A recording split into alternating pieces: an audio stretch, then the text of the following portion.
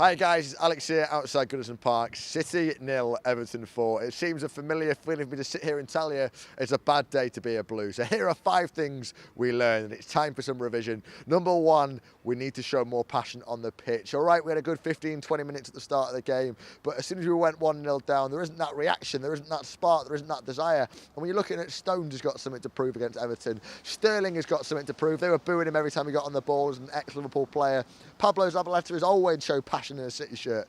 After Yaya Touré's start to the season, you want to see him working his bollocks off. You want to see more enthusiasm, more passion, more desire in a City shirt. And yes, Goodison Park is a hard place to come. Yes, it's raining. Yes, it's windy. Yes, it's cold January afternoon.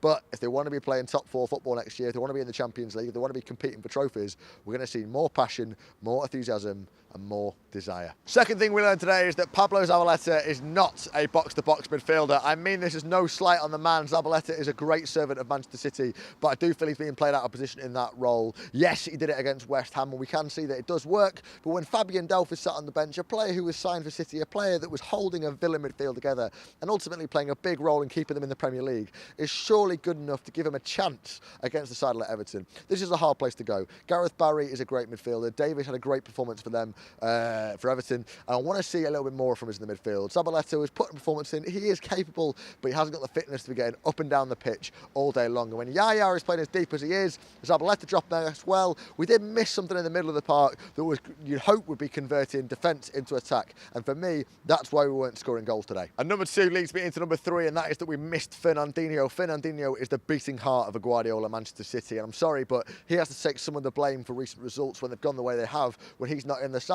A lot of the time, admittedly, the red card against Chelsea is maybe a little bit more dubious, but ultimately he has to take some responsibility for his own actions. He has to show more discipline. He has to react to aggression in the right way, and he has to show his passion in the right way and not get him sent off. He's been out for 7 games this season, and that, frankly, for a player who's supposed to be a key man, isn't good enough. There's 7 games that we could have done a lot better in, and when you think 7 games where they could have been 21 points is turning into 7 points, or today, no points.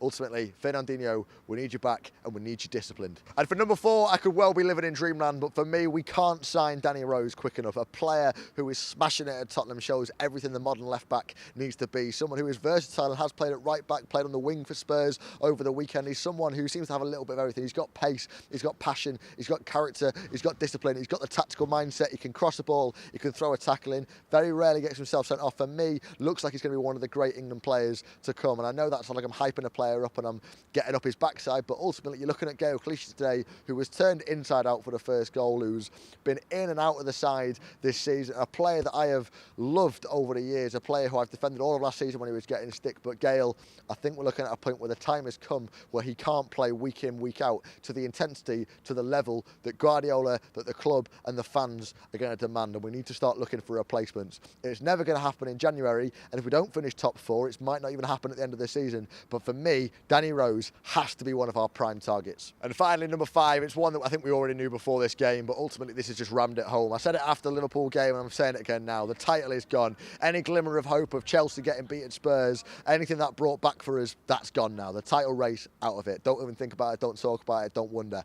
We've got to focus on top 4 now, and I think that is going to be an uphill task as it is. We're looking at Liverpool, we're looking at United, I'm looking at Spurs, I'm looking at Arsenal, I'm looking at Chelsea, and at the minute, they're all in better form than we are, and we've got to catch up, and we've got to catch up quick. Now, those of you that are regular watchers will know that I back Guardiola all the way, 100%. I've always said he needs more time, but I've also said this season, we all said at the start of the season, we'd take top 4 and a year of translation, a year to learn the Premier League and all the rest of it. But the key word there is we've got to get top 4, and at the minute it doesn't look like we're going to do that. Pep, I love you, boy, but man, we've got to learn quick because the time is running out. Those are the 5 lessons that I've learned. I want to hear yours in the comments below. Let me know what I've missed out. I'm surely missed something. There was so much wrong today. I could have done 10 lessons we learned. This is BlueMoonRisingTV. Subscribe if you're new, and I'll see you next time.